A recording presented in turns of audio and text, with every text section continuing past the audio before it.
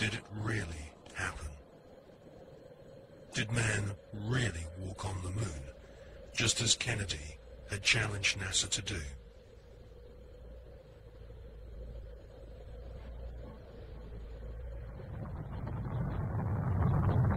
We choose to go to the moon in this decade and do the other things, not because they are easy, but because they are hard. The photos of Apollo 11 moon landing have been criticized as being too perfect and looking like they've been photographed inside a TV studio with spotlights.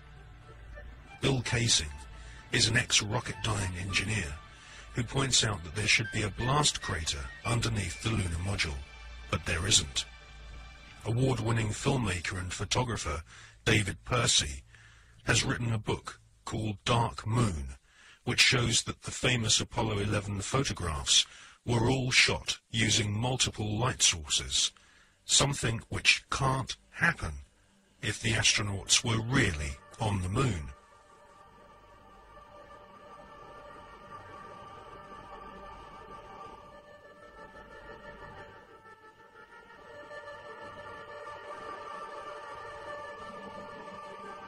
Jim Collier, an American investigator, has pointed out that the lunar module was far too small for two astronauts in full spacesuits to maneuver around inside.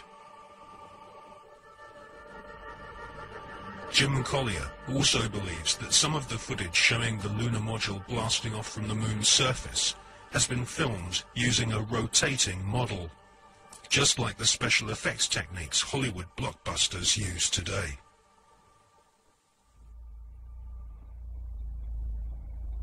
Now, for the first time on film, we present new evidence which proves that at least some of the official NASA photographs taken on the lunar surface are definitely faked, or at the very least, heavily manipulated.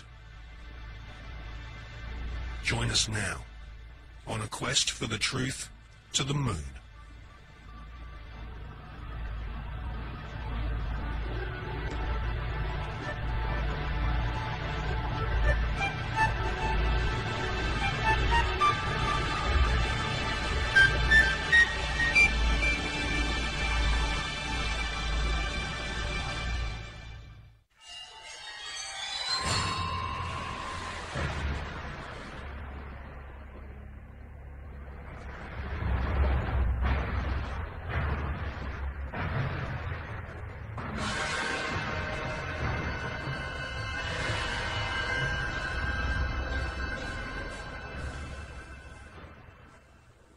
In this film, we shall not only prove beyond all reasonable doubt that many of the official NASA images of lunar exploration are fake, but we shall also examine the motives for the biggest lie put before the world. Why did NASA repeatedly fake lunar images and photographs? Why did NASA stage lunar expeditions which did not happen? The answer will surprise you. It can be summarized in just two words: money and UFOs.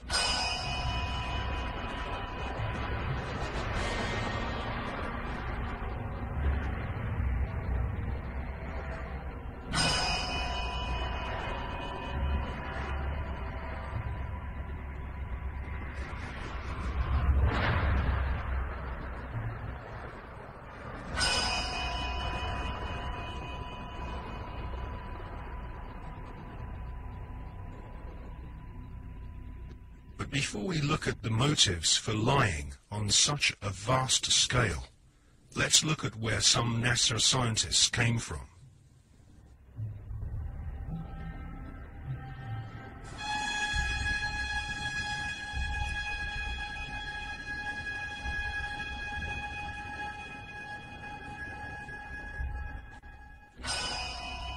Peenemünde, Nazi Germany.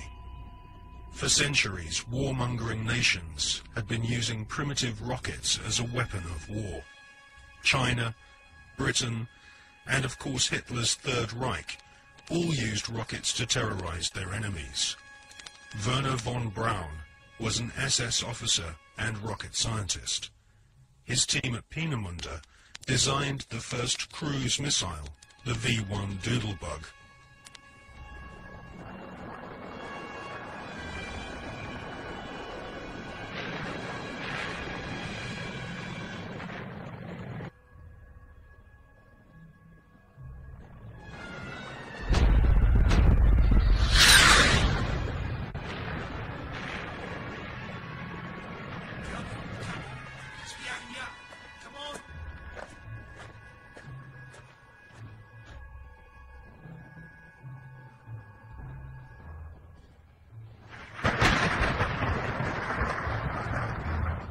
The V-2 rocket was the forerunner to the Saturn V rocket, which would supposedly take man to the moon.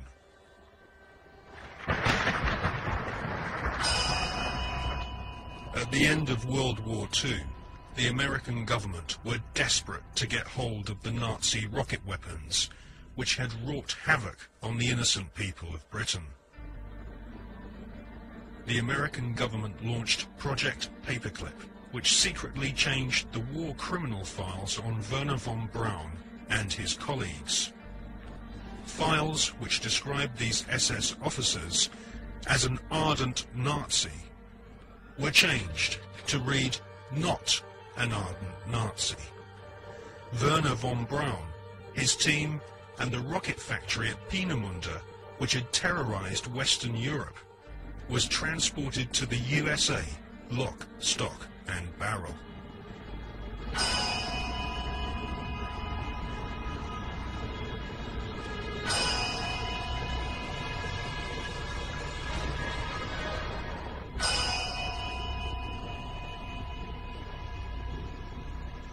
It soon became clear that the Nazis had a secret space program at Peenemünde and Nordhausen. The Hannibal craft utilized alternative propulsion systems such as Vril power, possibly back-engineered from recovered crashed flying saucers.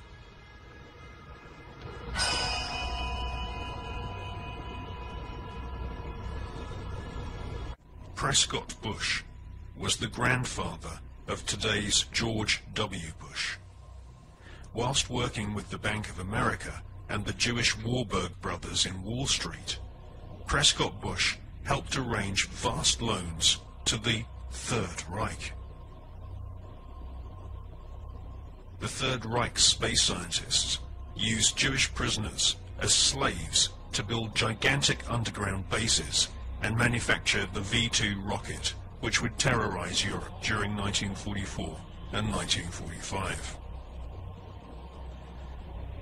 At Nordhausen and other sites in Germany and Austria, Werner von Braun and his team of Nazi SS engineers built vast laboratories and rocket factories. The interior of an entire mountain was excavated to accommodate a secret space facility which was no less than 1 million square feet. It was here, at Nordhausen, in top-secret underground bases, that a huge number of experimental rocket ships and circular flying discs were developed.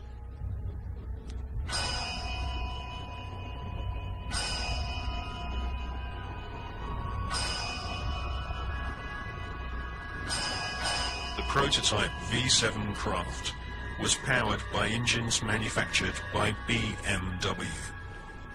The V-7 used 12 BMW 028 engines, which were powered with helium.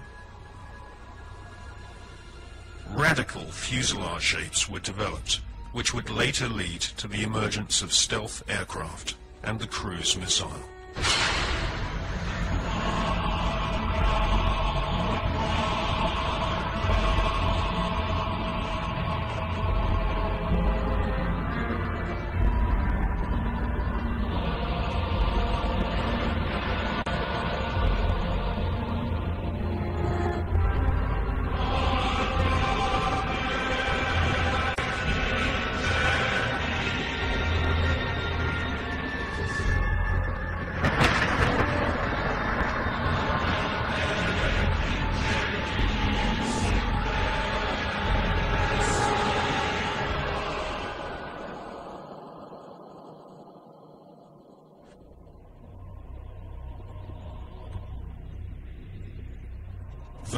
Brown and his team closely studied photographs of UFOs which had been photographed in Germany, Austria, Switzerland, and Russia.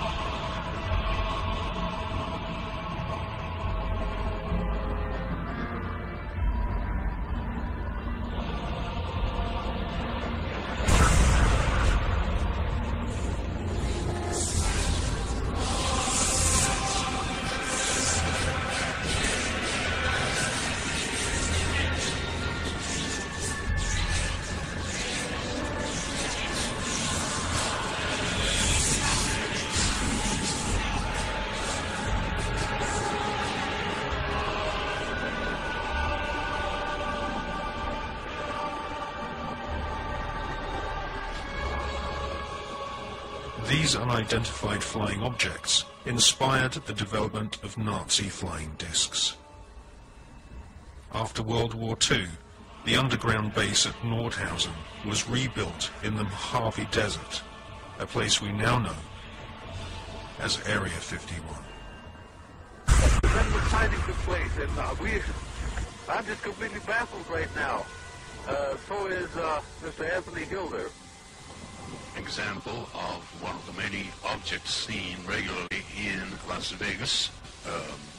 Very bright object, just basically hovering over Las Vegas. 5:30 p.m. Cylindrical object, a craft. We believe it could be some kind of an observation platform.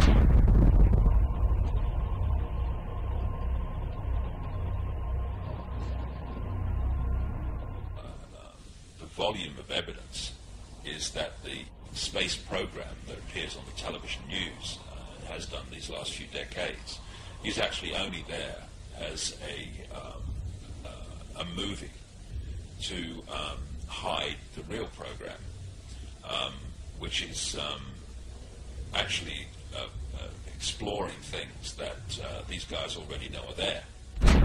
Is this secret agenda in which advanced knowledge that people in general never hear is passed on to the chosen ones that are chosen to have this information and to move it through the generations. The agenda for centralized control and all that stuff. And then there's the movie, which is there to hide all that. And the movie is the official version of events that pours out of the television. They're being sold a cover story to hide what's really going on, not just in terms of the space program, but in every area of our lives. I mean, what is the more classic and obvious cover story than weapons of mass destruction, we've got to go and get them? And clearly, you know, We see it was a cover story now. If you had a brain, you could see it was before. I've said in my latest book, Tales from the Time Loop, that we're looking at the Fourth Reich. And then I put under that brackets, or a continuation of the Third, which never ended. People have no idea in the general population, because no one tells them, of the fundamental connections between the Nazis. People now think, oh yeah, the Nazis have gone, and the American administration. First of all, the Nazis were funded out of Britain and America. Why is it that they were taking their wages home in wheelbarrows during the Weimar Republic? Germany was in economic catastrophe. A few short years later, they have a war machine that's taking on the world. How did this come about? Anyone else? Well, let's ask the Bush family. Because, and this is not just me, other researchers have come up with this, and a guy called John Loftus, who is he runs the Holocaust Museum in Florida, that Prescott Bush, who is the grandfather of the present president, he was a major executive of the Harriman Empire in America. And they had a company called the Union Banking Corporation, the UBC, which interfaced with the banking and steel empire in Europe of a guy called Fritz Thyssen, who was named at places like the Nuremberg trial and elsewhere as a major funder of Adolf Hitler and the Nazis. And what Prescott Bush, who was the key executive of the Union Banking Corporation, was doing was funneling money and other resources through the UBC into Thyssen's empire, and then it went to the Nazis, and that's where the war machine came from, also through the Bank of England. Only yesterday, every business, every profession was part of Hitler's system. The doctors, technicians, clockmakers, postmen. Practically every German was part of the Nazi network. They believed they were born to be masters, that we are inferiors, designed to be their slaves. A number of companies in which Prescott Bush was involved in were closed down during the Second World War under the Trading with the Enemies Act. William S. Farish, whose grandson is now Bush's ambassador to Britain, William S. Farish III, very close friend and horse interbreeder with the Queen of England. His grandfather, William S. Farish, was president of Standard Oil, the Rockefeller Oil Company, when it was exposed as supplying the Nazis with oil during the Second World War, while they were supposedly in conflict with America. So what you had then was this CIA, British intelligence operation called Project Paperclip, which was to get the Nazis, the major Nazis, with all and a lot that with tremendous knowledge that are not registered by history, out of Germany so they would be safe, and into South America and North America to continue this agenda up to the present day. And so this is why you have Nazi after Nazi turning up as founders and creators of NASA and all these other institutions, the CIA, that appeared immediately after the Second World War.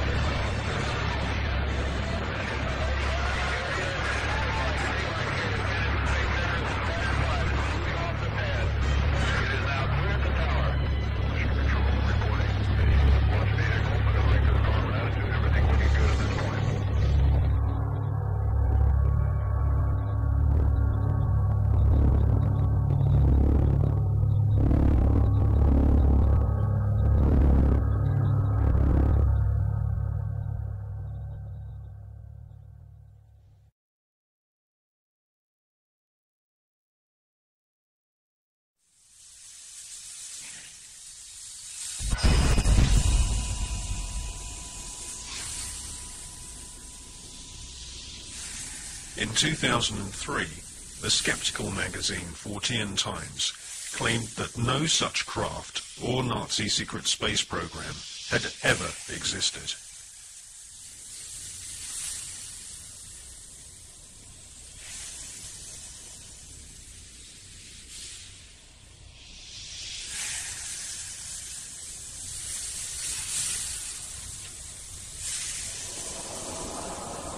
But we have been given patents from leading German manufacturing companies, including Uwe, Krups and BMW, which proved beyond all reasonable doubt that Hitler considered the Nazi secret space program a top priority. And more than 15 billion Deutschmarks was spent developing craft of all shapes and sizes. Secret memos from SS officers revealed that Werner von Braun and Hitler both believed that there were alien civilizations in the universe, and it was their intention to not only conquer all nations on planet Earth, but to also colonize the moon.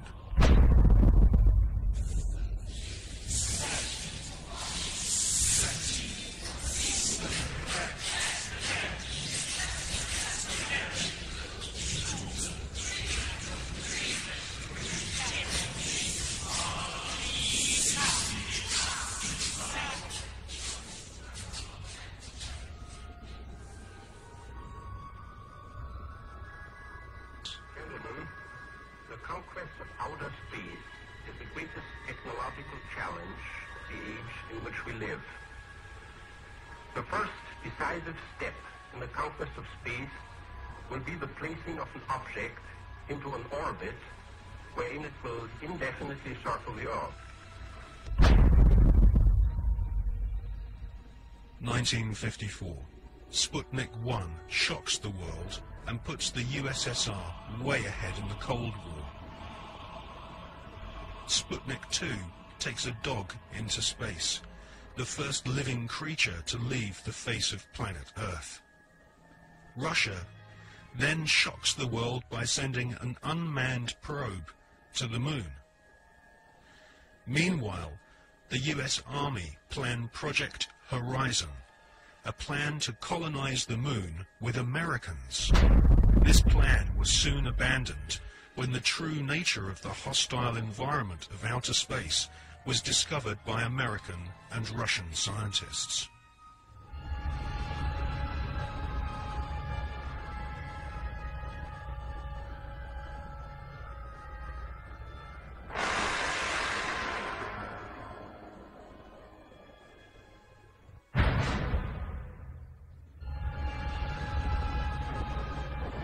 In 1958, spectacular rocket failures destroy American morale.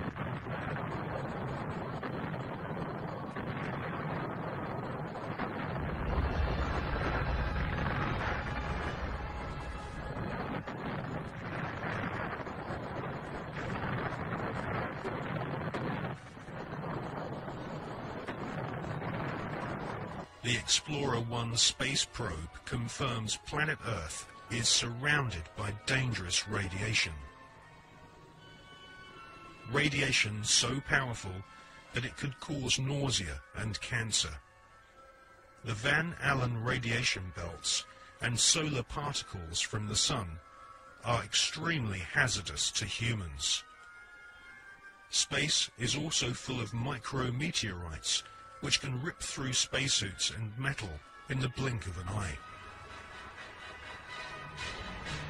Meanwhile, Russia celebrate getting the first man into space, Mr. Yuri Gagarin.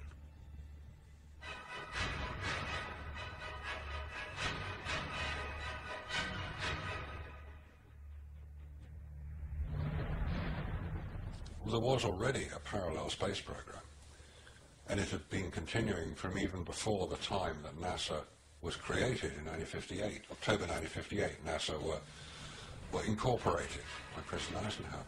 The secret space program was run by the Department of Defense. It took its original form in Project Horizon, which was established in 1959. The habitation of the colonization of the moon. The reason for that was that whoever controlled the moon controlled the Earth. If you could launch rockets from the moon onto your enemies on Earth, they couldn't possibly retaliate, therefore you had the upper hand. There was a serious attempt, certainly a serious investigation, to put man on the moon and keep him there. So the secret parallel space program continues to this day. There is a military space shuttle, and even the ones that we see from Columbia onwards are designed according to the specification of the Department of Defense. If you look at them, they will carry spy satellites into orbit. And if you want to know what a spy satellite looks like, the Hubble telescope is one. That is the design of what's called the KH-12 keyhole satellites, which are used today over enemy territory, which is presumably any territory that is not American. Regardless of the dangers of radiation, and without having spacesuits nor spacecraft which can protect the occupants from radiation, NASA convinced the American people to pay $40 billion for the space program.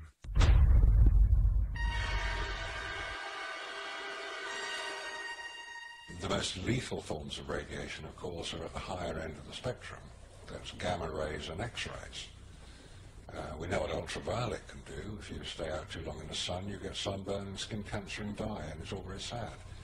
But gamma rays, and X-rays especially, are particularly lethal to humans, unprotected humans. There was no protection that I have been able to identify. I've found no reference to it. I found nothing that will tell me what level of protection is offered, so I have to assume none was. I've contacted the manufacturers of the spacesuits, and they said there was no radiation protection built into the spacesuits. Because I asked them if these same spacesuits could be used by technicians to go to Chernobyl or 3 Mile Island, because the nuclear reactors produce the same radiation as produced in space. They said no, not advisable, no protection. Ex-Nazis were now in charge of vast amounts of tax dollars.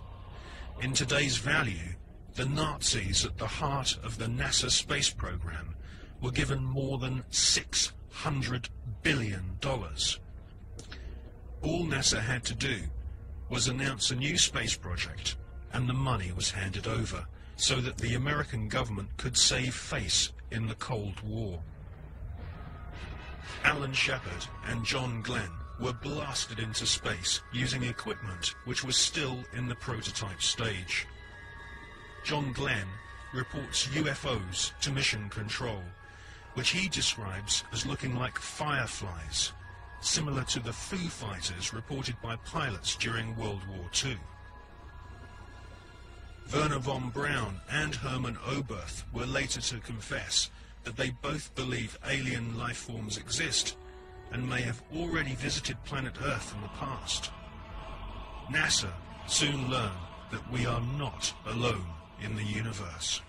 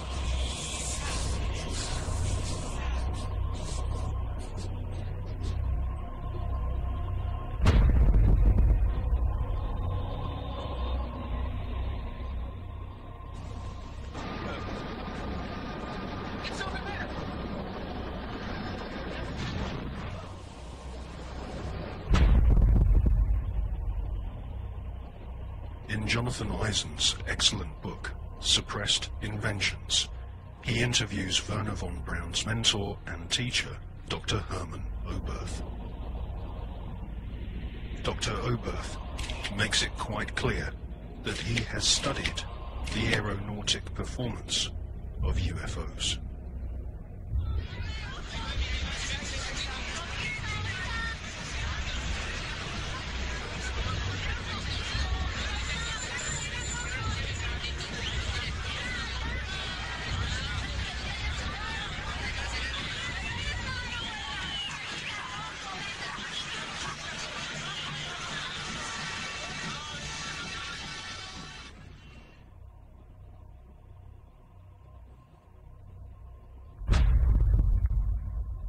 In 1972, Dr. Hermann Oberth made the following statement.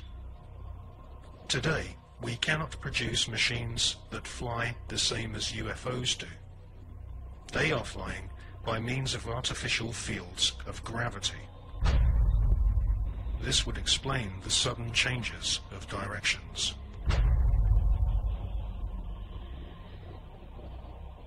This hypothesis would also explain the piling up of these disks into a cylindrical or cigar-shaped mothership upon leaving the Earth. Because it is in this fashion that only one field of gravity would be required for all the flying saucers. Dr. Oberth then added, "We cannot take credit for our record advancement in certain scientific fields alone. We have been helped, and we have been helped by the people of other worlds."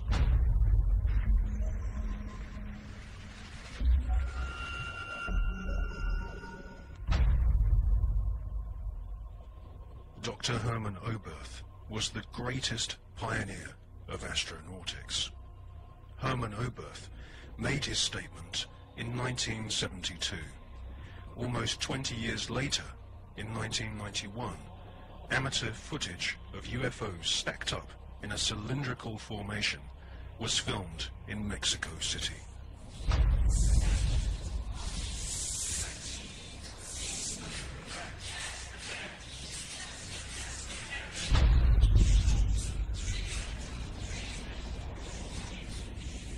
It's a monopoly that is being conducted through science about the possibilities of finding life in a different planet or satellite in the space. We have many other. NASA has been lying in every respect. It's very difficult to know if the politicians know the real truth or not. We know that there is government inside the government.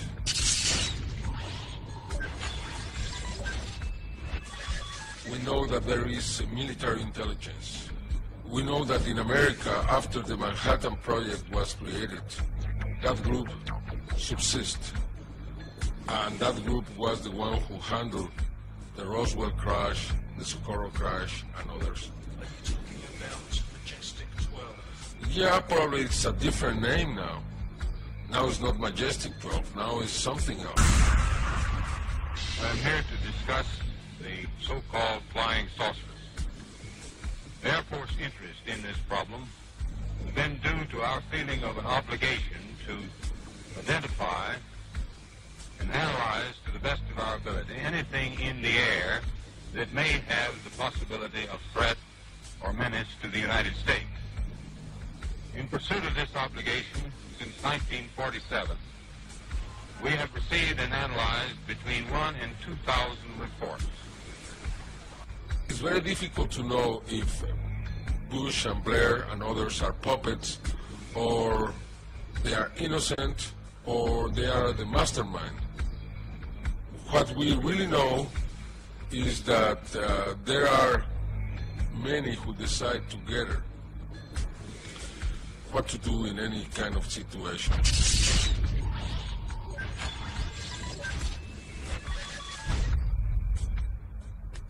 the Russians now have a very different policy around this phenomenon. We have to remember that when Gorbachev met Reagan,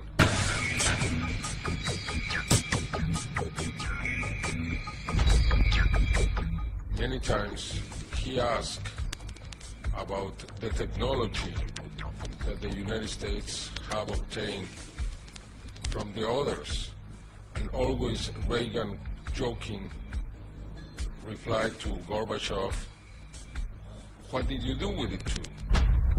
They never said we are speaking about alien technology, but many times they spoke about the other technology. And we know that Gorbachev renounced to the race, the Cold era, because he learned that the United States had technology from these beings. From the Greys. From the Greys.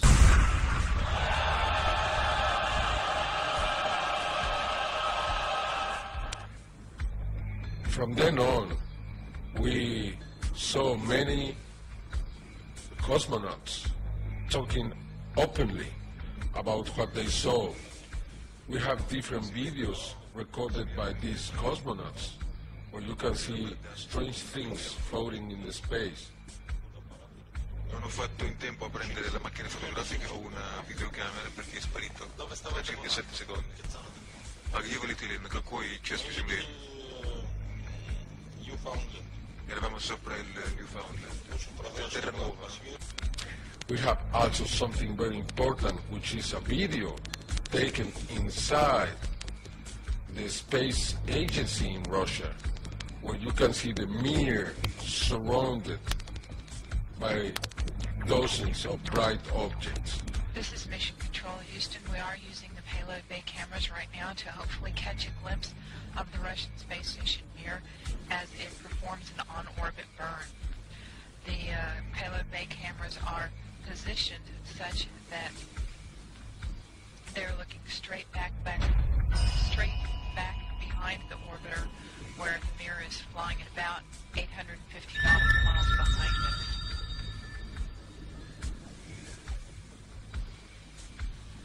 No Johnny from here. Sorry, hope it was a good one though for our friends. Thank you, sir. We could not see it here either. We'll wait 2 or 3 more minutes till sunrise, and then at that time give you a go for Cayusto. Reported mission lapse time of 7 days, 13 hours, and 17 minutes. This is Mission Control Houston.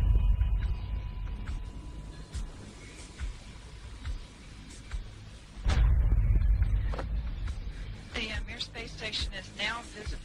Yeah, we do see something flashing visually, but we're not sure that that might be.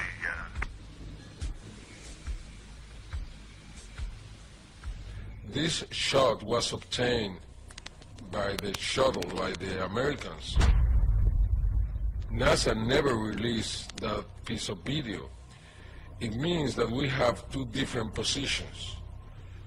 One that is openly saying, yes, we have experience out in the space, the Russians, and we have the other, which is the NASA explanation that there is nothing in there, they don't release anything. We have to obtain every evidence from an outside source, but not from NASA.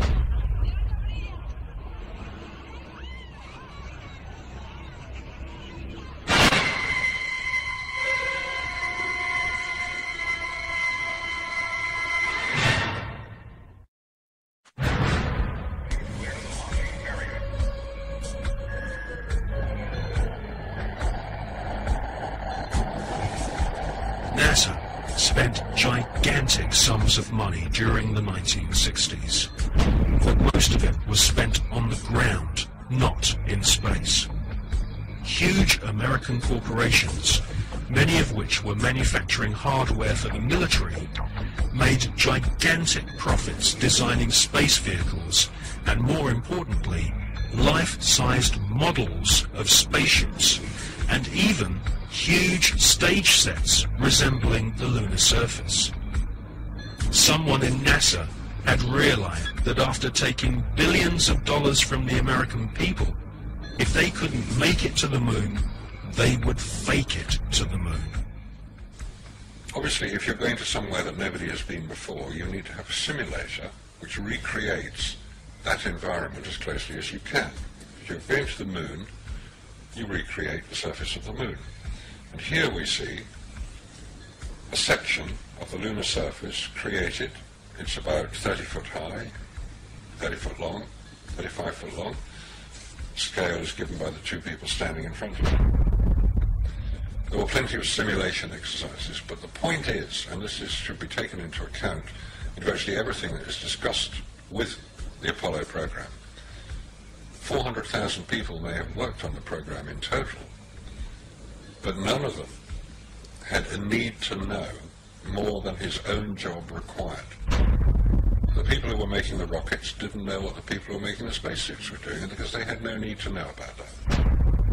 Their job was to make the best models and the best simulation of the lunar surface that they could. And if we come up to this picture here, we see the three scales on which these models were built. We have here the whole moon as one unit. It stands about 20 foot high. We have here behind it a section of the surface of the moon. You'll notice it's curved. And here we have a more detailed section of the lunar surface.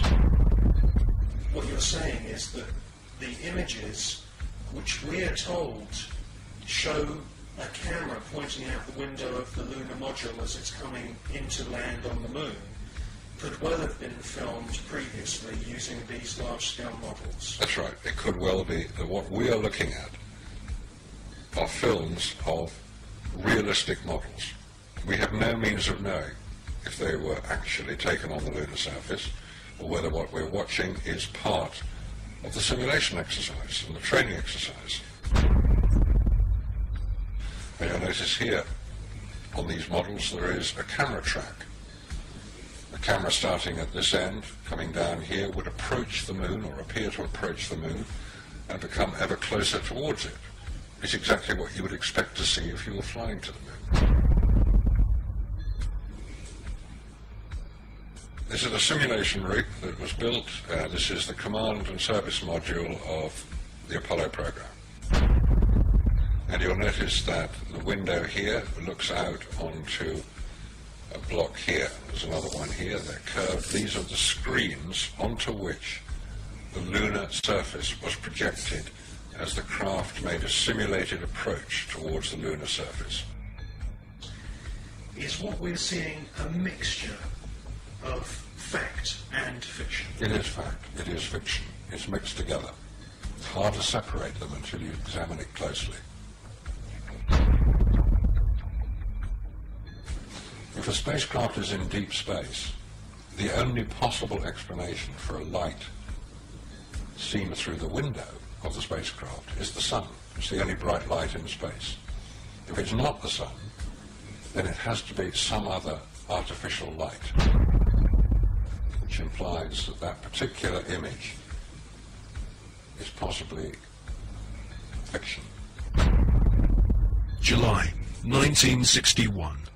NASA was soon being criticized for the flimsy construction of their hardware.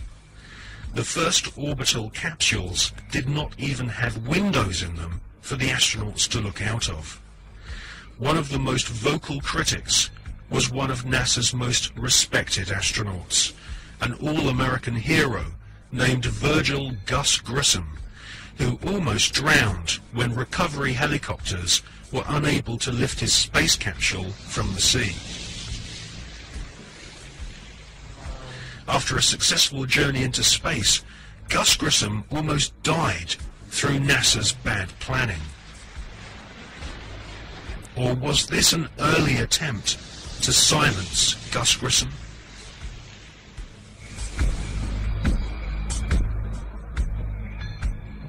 May 1963. Astronaut Gordon Cooper experiences re-entry problems in his Faith 7 rocket ship. 7, 6, 5, 4, 3, 2, 1. Roger, and liftoff, and the clock is operating. That's the clock. Take my time and base 7 on way.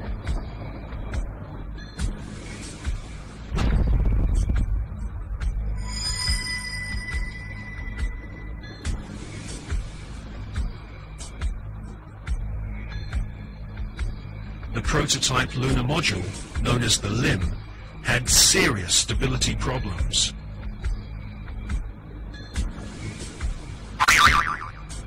At this stage, there was no guarantee that even if NASA managed to get a spaceship orbiting the moon, they could land safely without killing the crew.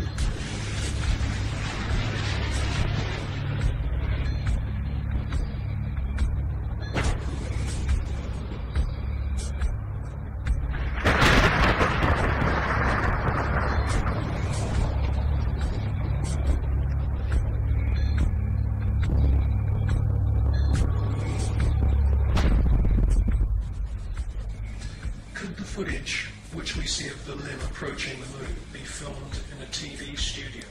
It was filmed in a TV studio. There's absolutely no doubts whatsoever about that.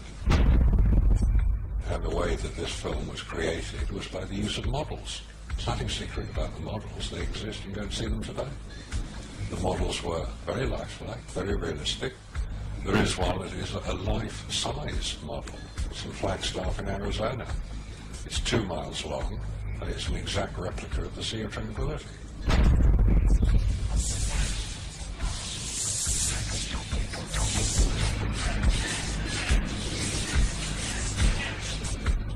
The photographs were used to create from those images the replica of the Sea of Tranquility, so that if it was flown over in a helicopter, it would appear as if it was a spacecraft approaching a similar area to land. So yes, all the scenes of the lunar surface were filmed on Earth.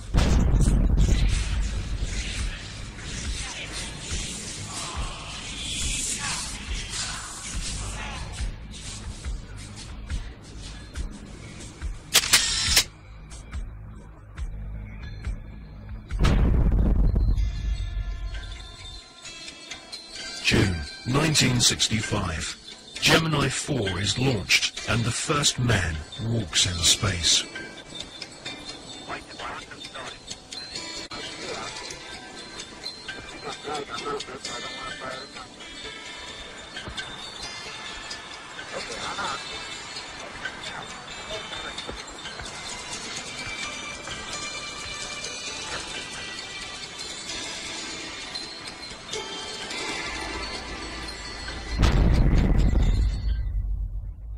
Extensive rehearsals at docking spacecraft were performed in low Earth orbit. Everything was recorded on film. This footage would later become invaluable as NASA sought to fake the success of the Apollo missions. Meanwhile, more problems occurred. On Gemini 9, the second spacewalk had to be cut short due to problems with the astronauts' oxygen supply. On Gemini 11, another attempt to walk in space was curtailed due to fatigue. Was this a sign that cosmic radiation caused nausea and fatigue?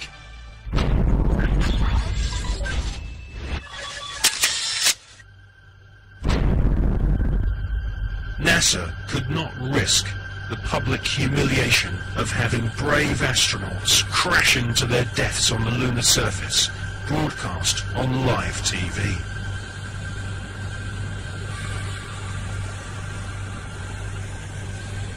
NASA's Nazis knew that a major catastrophic failure on the moon would cause the billions of dollars of funding to be immediately cut. Anyone with the most elementary grasp of science could tell that the Saturn V rockets were merely big versions of the Nazis' V-2 killing machines.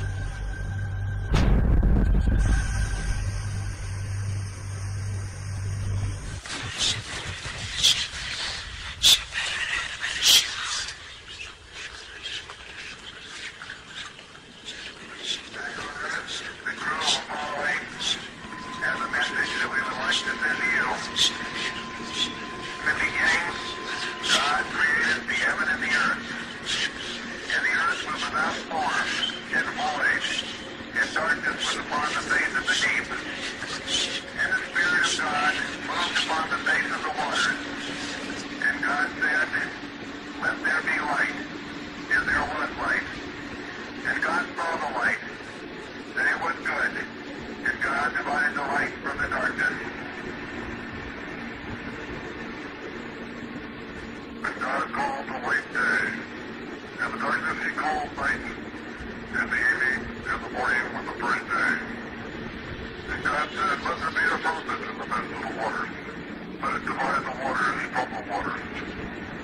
and caused the frozen. And divided the waters which were under the firmament, the waters which were above the frozen. And it was so. And God called the firmament heaven. And the evening and the morning was the second day.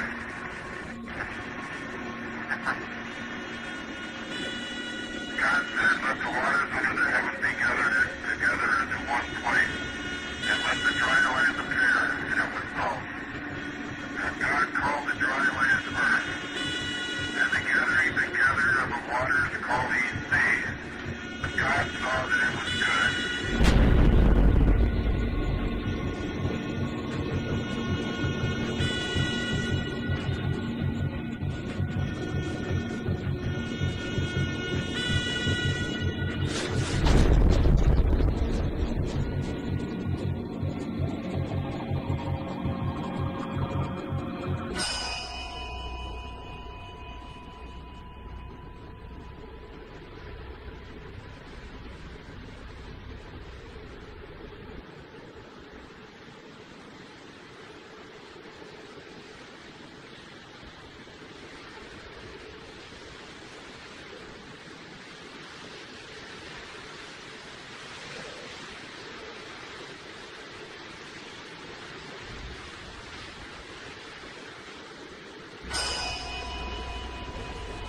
It is wrongly perceived by the mainstream media that there has never been an official report of a UFO by any NASA astronaut.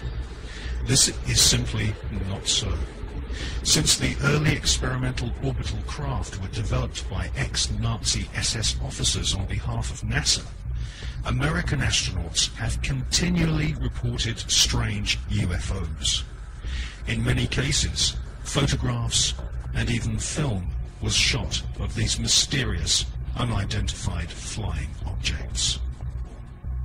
During his pioneering orbital flights in the Gemini 7 capsule, NASA astronaut Jim Lovell clearly alerted mission control of a bogey at 10 o'clock high. Capcom at Houston asked James Lovell if he had an actual sighting of a UFO. Lovell answered, "We have several, an actual sighting." Last clear, 7, go ahead. And bogey at 10 o'clock high. This is Houston, say again, 7. And we have a bogey at 10 o'clock high. Roger.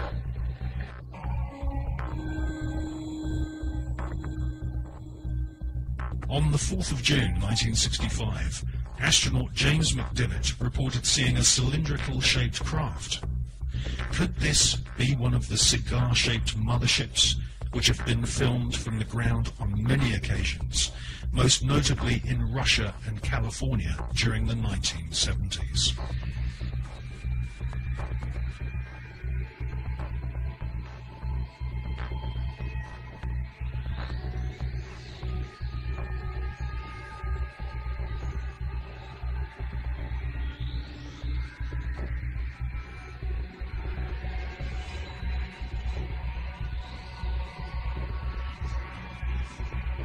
Former astronaut Gordon Cooper has publicly stated that his interest in UFOs was one of the reasons why he became an astronaut in the first place. In 1978, Gordon Cooper attended a meeting of the Special Political Committee at the United Nations General Assembly in order to discuss the UFO phenomenon. In a letter signed by Gordon Cooper, he said, "I believe that these extraterrestrial vehicles and their crews are visiting this planet from other planets. In 1951, I had the opportunity to observe flights of UFOs of different sizes flying in fighter formation from east to west over Europe." In a tape-recorded interview given by Cooper in 1973, he stated, "For many years, I have lived with a secret, in a secrecy imposed on all specialists in astronautics. I can now reveal that every day in the USA, our radar instruments capture objects of form and composition unknown to us."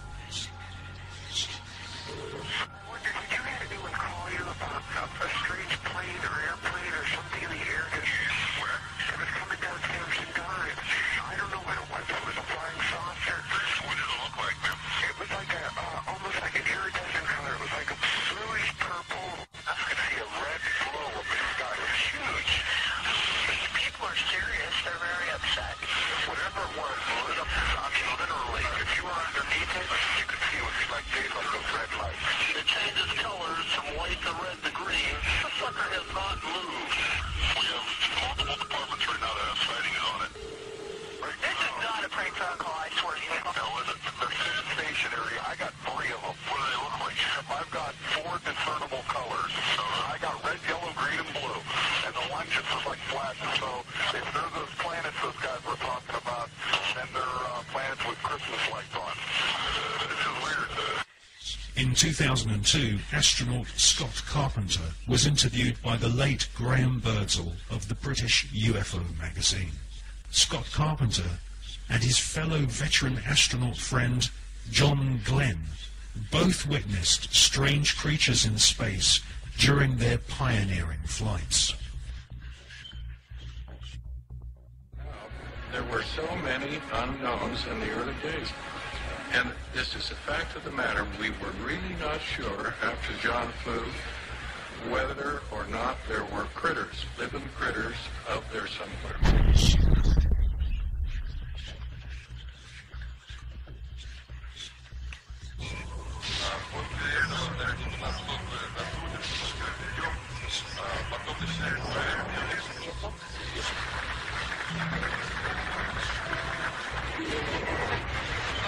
Yes, we have some, not thousands, some cases where Russian astronauts watched objects, very, maybe few, not so far from the space station, mostly over the Earth, very close to Earth, but it doesn't matter. From outer space, you can see it as if it's very, very close to you.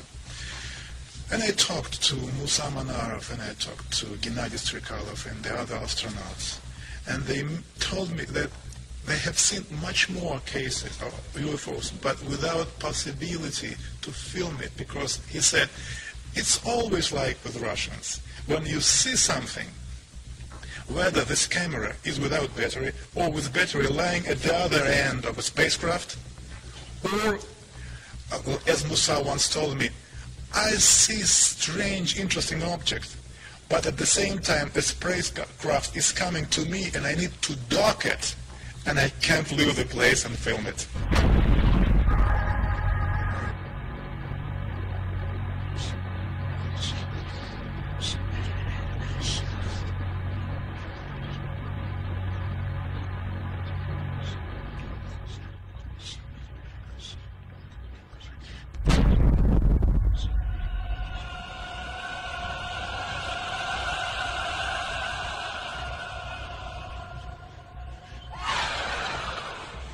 You know, we have been investigating this particular question, and we came to very interesting conclusions. I wouldn't say that millions of people or thousands, no, but there are many people who have not been abducted because on their level of knowledge and on their level of understanding and abilities, they do not need to abduct people. No. I will try to explain what's going on. When you say they, you're talking about the... It is, yes, it is. It is. When it is flying here, there are some kind of scientific expeditions which are visiting the planet.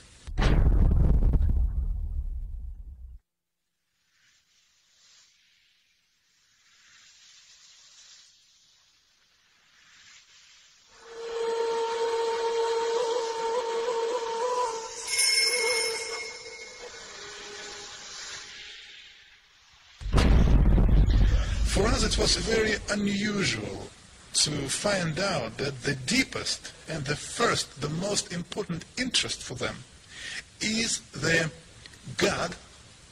Who is He? They are looking and searching for God and His creation, ways, understand everything.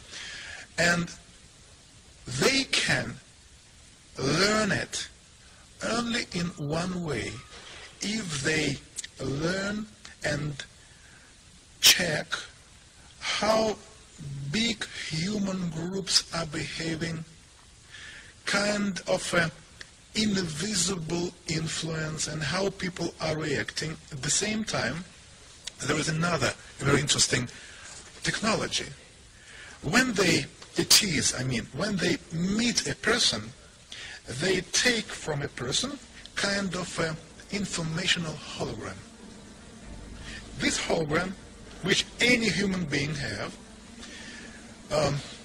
contain in itself information about previous lives, about present life, and something about possible future. They take this hologram, informational hologram, and then to be able to read it, to decode information, they need to have a special key. This special key is the sample of your way of thinking. For this reason, to have this key, they somehow transmit into your brains a hard idea, like, just an example, you are living wrong. You broke our laws on this planet. This is the reason why very soon, when the sky became dark, thousands and thousands of people will die, and only few of them will stay alive. And at this particular moment, when a human being starts to analyze this information, they just read it, like they take it like from a computer. Hoops, that's it. They don't need anything. They take this hologram, they take this key, and then keeping this hologram anywhere there, they can have any information about a human being and what's going on with him and his surroundings.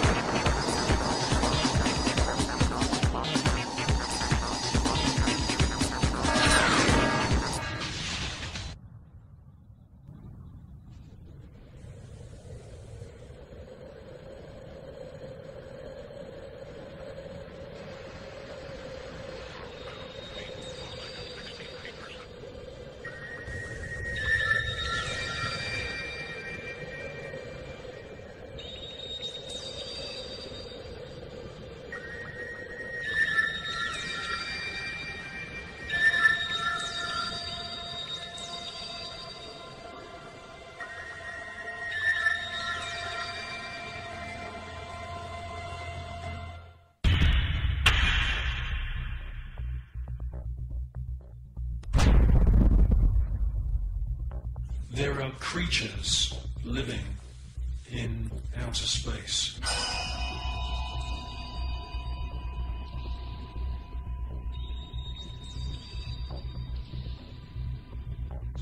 And I'm the first one to realize how crazy that sounds. Scientists would immediately say, well, that's impossible. There's ultraviolet radiation in space. Without having a craft around you, you'll die. Well, all I can say is that these, I call them space serpents, they do exist.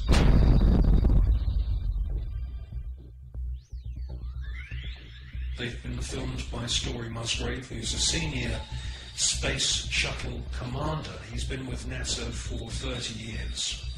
He's seen one of these space serpents on 2 occasions. He's filmed it on 1 occasion.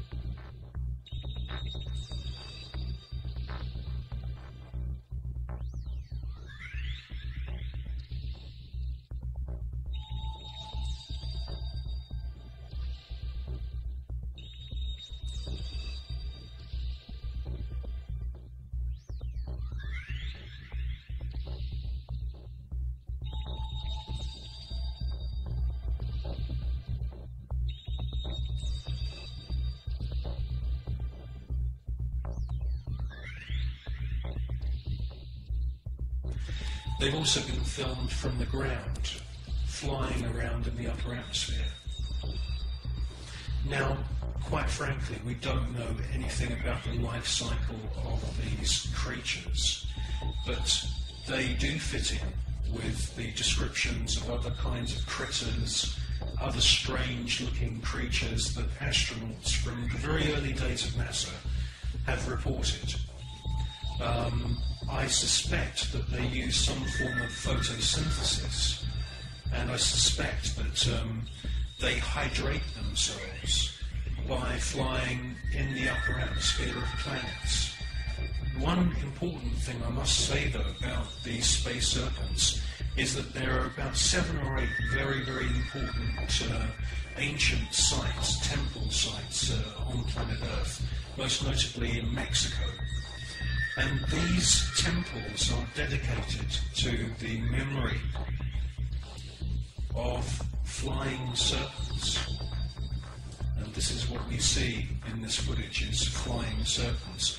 There also seems to be a very interesting relationship between the flying serpent and these small luminous spheres.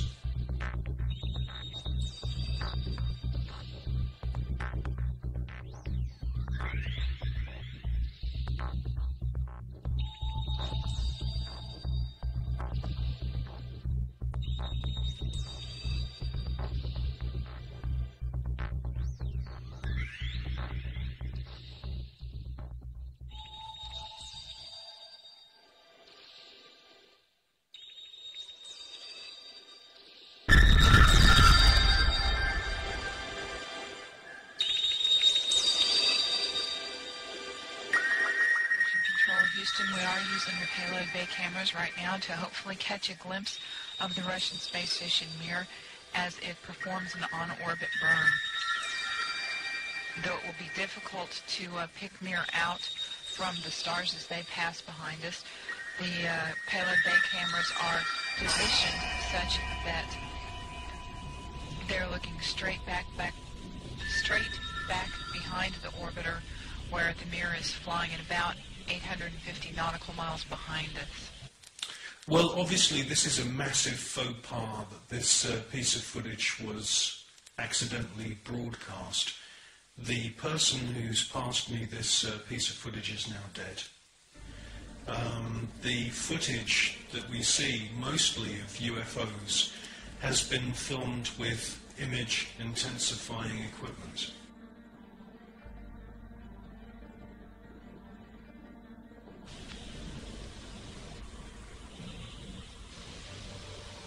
No joy from here. Sorry, hope it was a good result. Thank you, sir. We could not see it here either. We'll wait 2 or 3 more minutes till sunrise, and then at that time give you a go for Cayusto. We're at a mission lapse time of 7 days, 13 hours, and 17 minutes. This is Mission Control, Houston.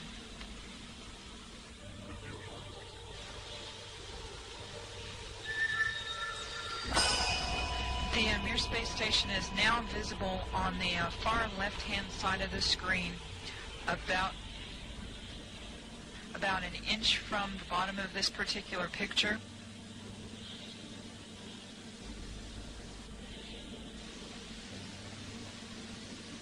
Okay, the Mir space station is the small flashing light in the center, about an inch from Camera Charlie on the left-hand side of the screen. It's slowly... Charlie, how about the camera? It is slowly moving closer to the left-hand side and is has a very light flashing to it. We think in the middle of the screen, way to the left-hand side.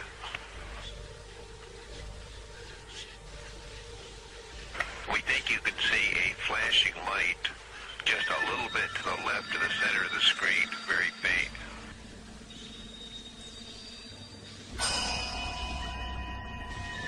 Yeah, we do see something flashing visually, but we're not sure that might be...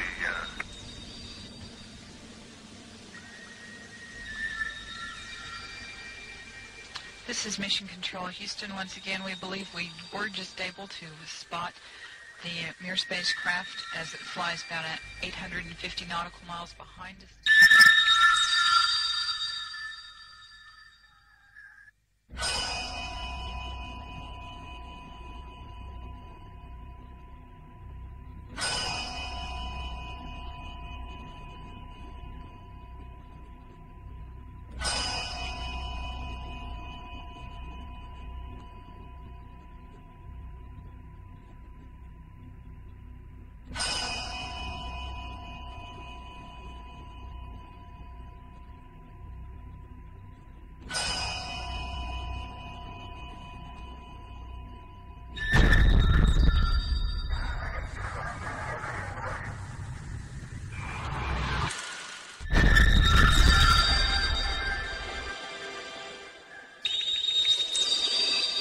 Yes, STS-80 was a very, very strange space shuttle mission. What we see is a lot of activity.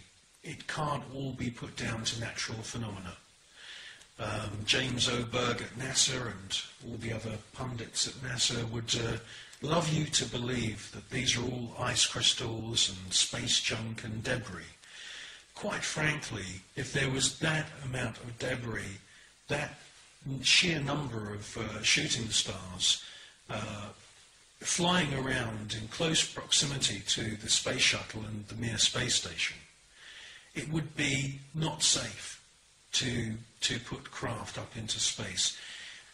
A piece of rock just a few millimeters across, travelling in the opposite direction of the space shuttle, would rip through the entire structure of the space shuttle and cause a fatal accident.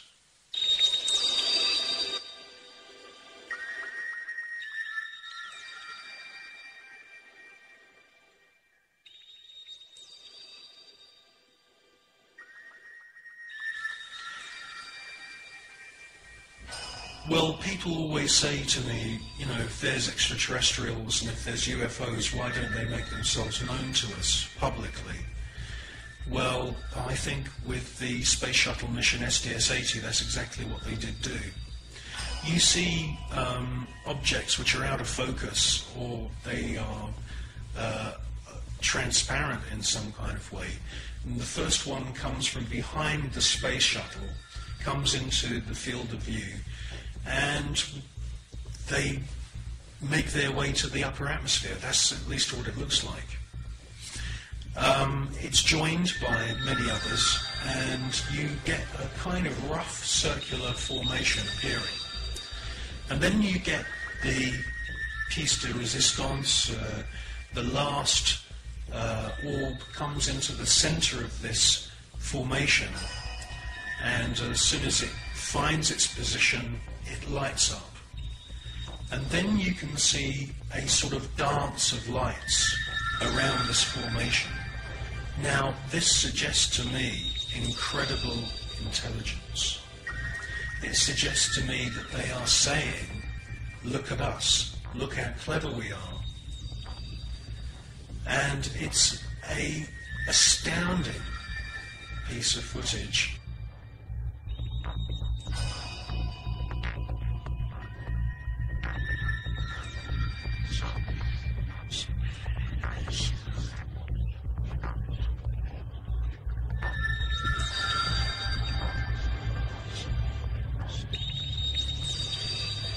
These extraterrestrial craft are attracted to thunderstorms, and many, many times we see lightning on the surface of the planet or in the atmosphere of planet Earth.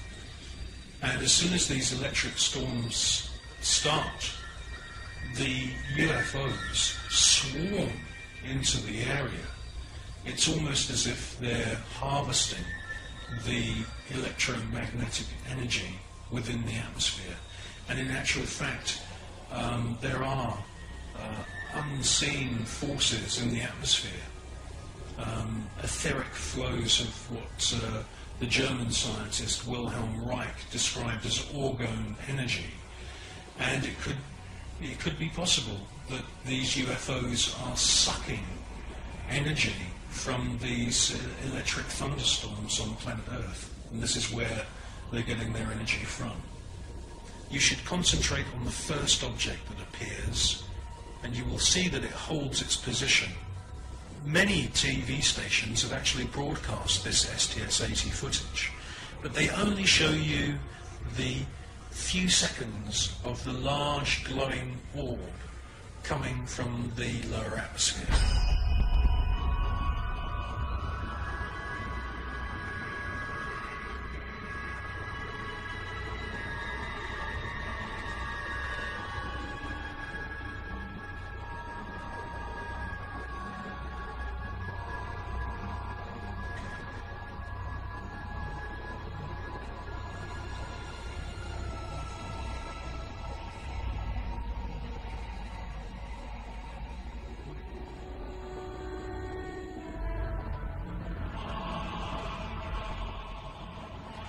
The cameraman who's operating the space shuttle camera is fully aware that the first object has held its position, and after the large orb has ascended from the lower atmosphere and the shuttle is moving away from the scene, the cameraman is actually zooming in at the end of the sequence to double check the position of the first luminous orb. It's a fascinating piece of video.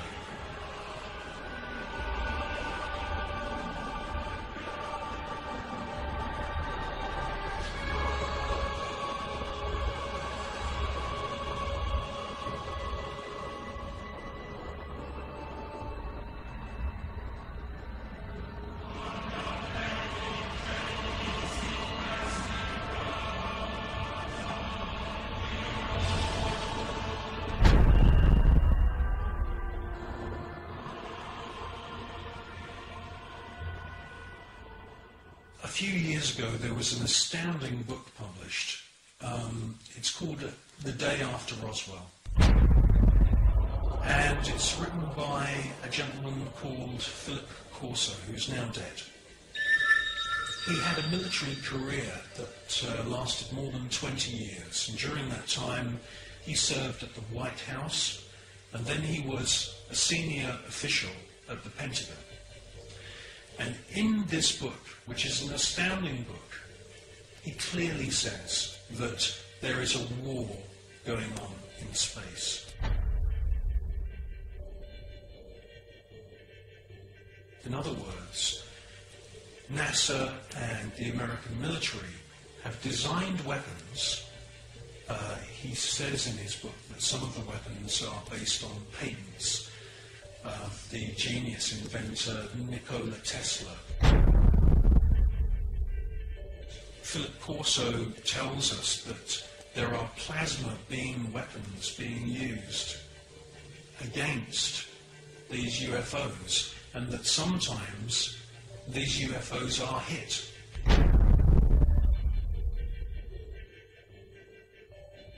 A special team then travel out to wherever it is in the world and collect the wreckage. Now, from the wreckage, they back engineer any useful technology. In his book, he clearly states that microchips, semiconductors, fiber optics, lasers, many other new metal alloys have all been back engineered from wreckage which they've collected from UFOs which have been shot down by the American government.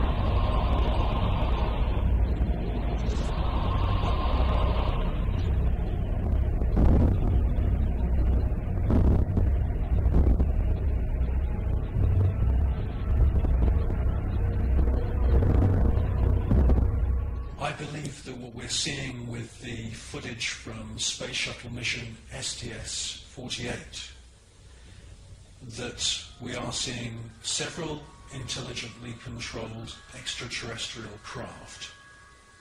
And yes, I do believe that the flashes are the firing of some very, very top secret weapon which is able to produce an electronic or electromagnetic plasma kind of death ray that is being used against these UFOs. I do believe that that is exactly what we're seeing.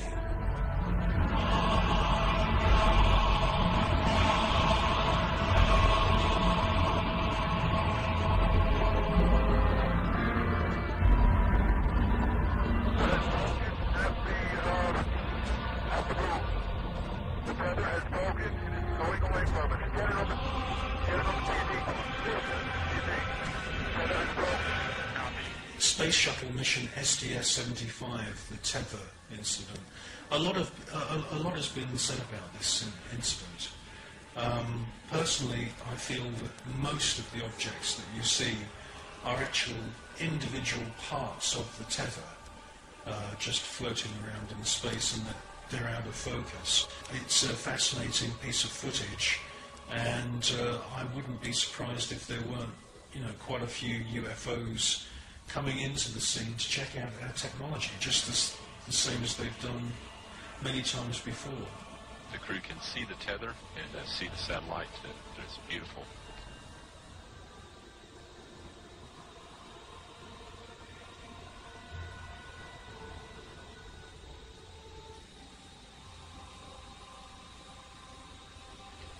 This view showing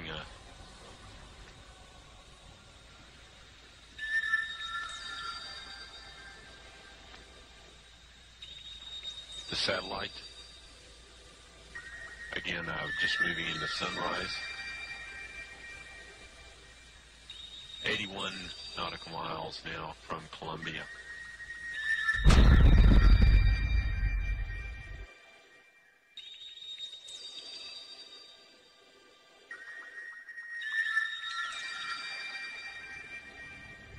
You clearly hear one of the astronauts being told there's an object at your 11 o'clock position. It's about your 10 o'clock, 11 o'clock going away. Don't worry about it. And the other astronaut, who's obviously in the know, says don't worry about it. Copy it. That's what you're talking about. I suspect that the senior astronauts, the astronauts who've been up more than just once, are fully aware that there is a very large number of unexplainable objects flying around. Never mind.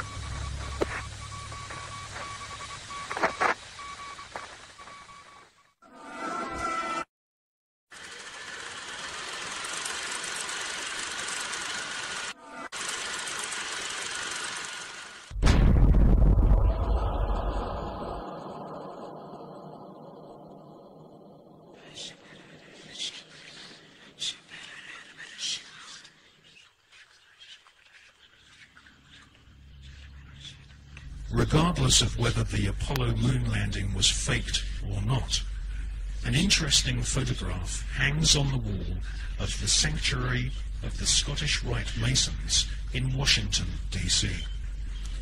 This photograph shows astronaut Neil Armstrong holding a Masonic apron over his spacesuit.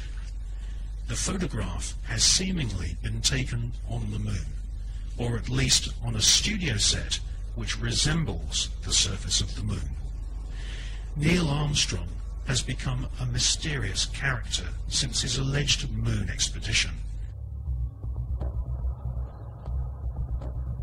According to the records of the Ohio Grand Lodge of Masons, Neil Armstrong's father is a Freemason. In fact, Neil Armstrong Sr. is a high-ranking 33rd degree Freemason. Neil Armstrong's co-pilot, the second man to have allegedly walked on the moon, was Buzz Aldrin, At the time of the Apollo 11 mission, Buzz Aldrin was a 32-degree Freemason. They were in good company, as many of NASA's astronauts were also Freemasons, including Gordon Cooper, Walter Schirra, John Glenn, Edgar Mitchell, Thomas Stafford, and Paul Weitz. These men were all members of the Brotherhood, all sworn to keep secrets on pain of death. These astronaut Masons were under the leadership of Kenneth Kleinect, who was NASA's Apollo space program manager. According to an article and photograph published in the Masonic magazine Scottish Rite Journal, upon his return from the moon, Brother Buzz Aldrin presented a flag to Sovereign Grand Commander Smith, who was the Supreme Commander of the Supreme Council of 33rd Degree Masons of the world.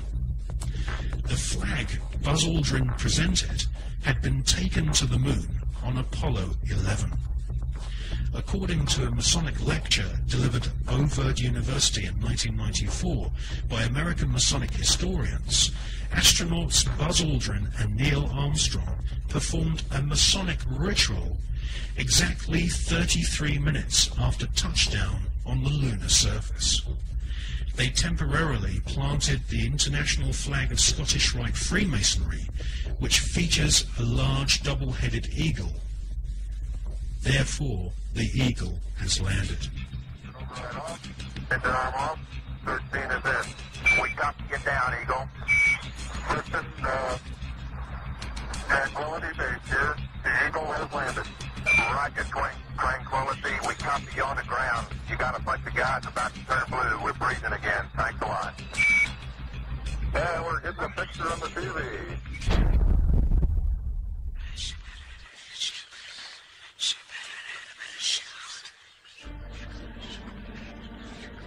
The short Masonic ritual Armstrong and Aldrin allegedly performed declared the celestial body of the moon to be the property of the Masonic God. Who is the Masonic God? As confirmed by former Supreme Commander of the 33rd Degree and Grand Wizard of the Ku Klux Klan, Albert Pike, the Masonic God is Lucifer.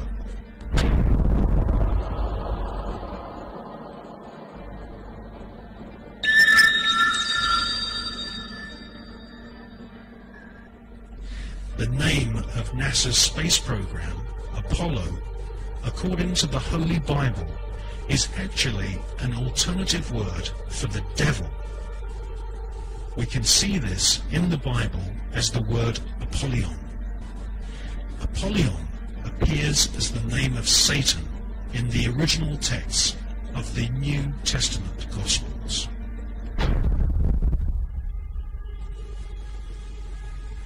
Like Christopher Columbus and many explorers before them, Armstrong and Aldrin used a flag to claim territory for their monarch. Upon their return, NASA Space Program Manager Kenneth Kleinect invited the Apollo crew to a secret Masonic ceremony, which saw Kleinect's brother be appointed to the Sovereign Grand Commander and titular head of all Scottish Rite Masons throughout the world.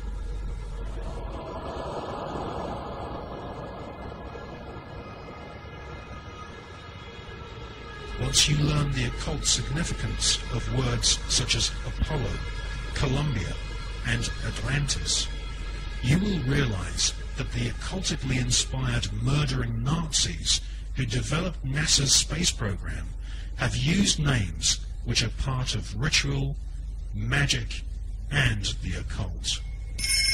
Awati en Tawi, Tim Jafar Kau, Ta Pen M Awef, Mu F, Ta F, Sem F, Menemenet F Nebet, Hayat Nebet, Henenet Nebet, Jedefuet F, Awet F, Haset, Semawu M Sanuet.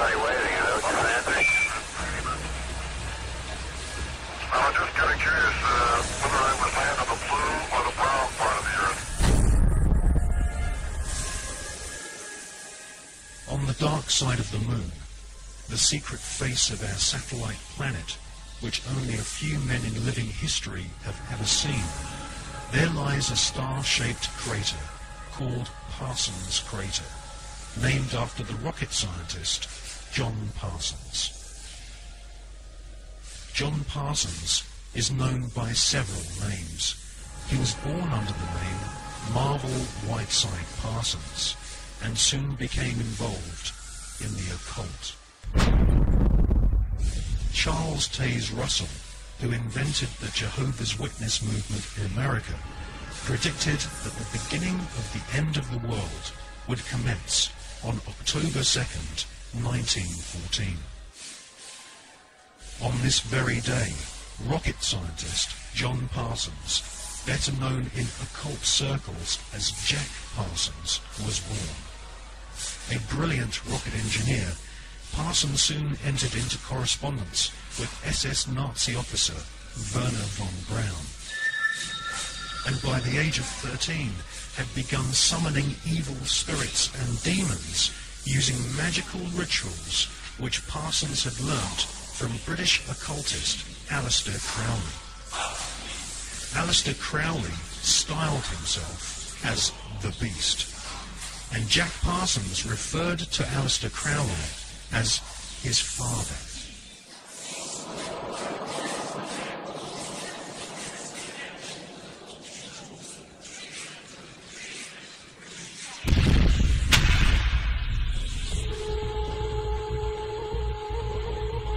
Grand Master of the Priory de Sion, Jules Verne, had written several books which strongly influenced the mind of the young Jack Parsons. In 20,000 Leagues Under the Sea, Jules Verne prophesied the invention of a submarine vehicle which could wage war from the depths of the oceans. In newspaper reports read by the young Jack Parsons, he saw German U-boats launching futuristic torpedoes, travelling under the sea and causing death and chaos. Young Jack Parsons wrote in his journal that if the French author Jules Verne's submarine was a tangible possibility, then why not the rocket ship which travelled to the moon and back in Verne's other books? For most of Jack Parsons' adult years, he was an adept of occultism and a distant disciple of Aleister Crowley.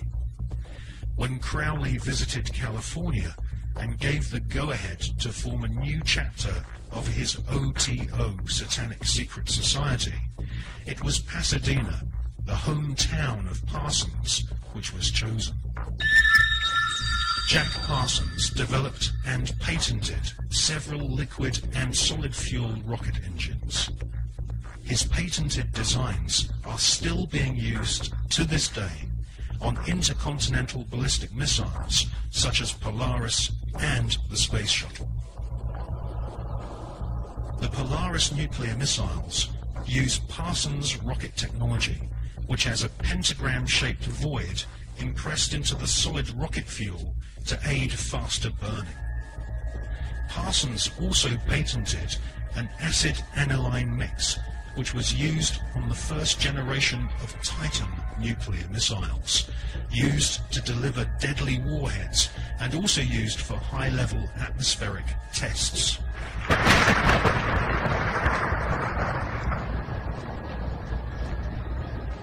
Coincidentally, Jack Parsons' occult mentor, the British beast Aleister Crowley, used to often call himself the nickname Titan.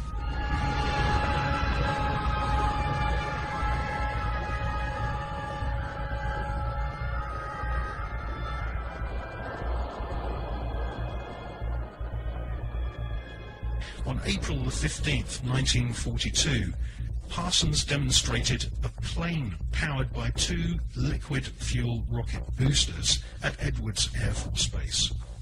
The test was witnessed by Alfred Ledding, who fronted the US military's Project Sign, which investigated UFOs and helped cover up the phenomenon for decades.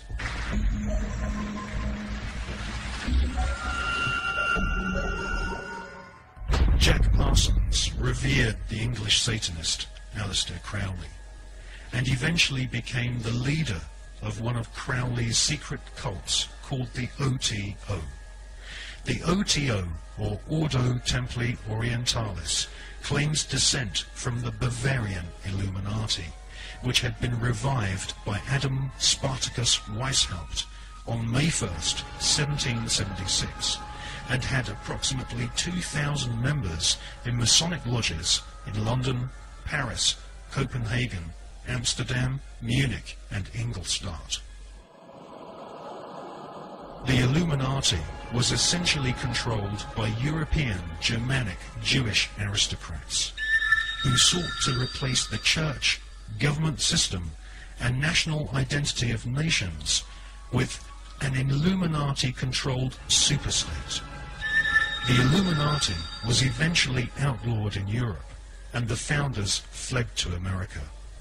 They then fragmented their maverick secret society into fraternities operating from the campuses of Yale, Harvard, and Princeton.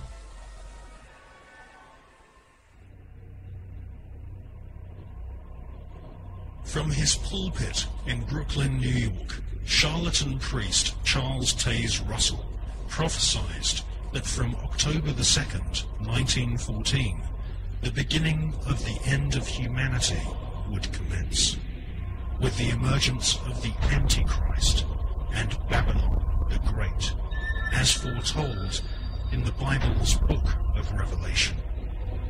Jack Parsons, born on that prophetic day, would later attempt to invoke the incarnation of Babylon and also sign an oath stating that he was indeed the Antichrist. As Area 51,